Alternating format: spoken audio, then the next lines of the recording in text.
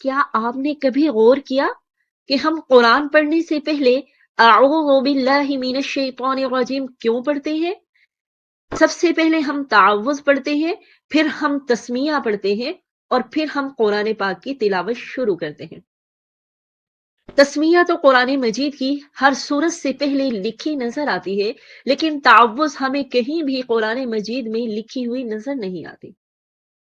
تو سب سے پہلے اس کو جاننے کے لیے ہم اعوذ باللہ کے ترجمے پہ غور کر لیتے ہیں۔ اس کا انتہائی خوبصورت مطلب ہے کہ میں اللہ کی پناہ مانگتا ہوں یا مانگتی ہوں شیطان مردود سے۔ انتہائی خوبصورت الفاظ ہیں کہ اللہ تعالی سے ہم شیطان مردود کے شر سے بچنے کے لیے اللہ کی پناہ طلب کرتے ہیں۔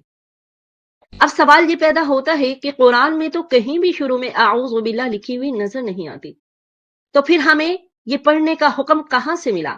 تو اس کا جواب خود قرآن میں موجود ہے۔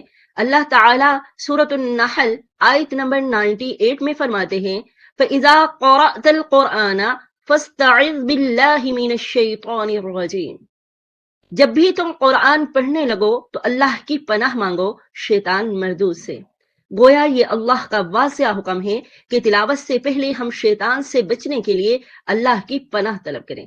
اور صرف تلاوت ہی نہیں بلکہ احادیث میں بھی ہمیں اس کی تاکید ملتی ہے۔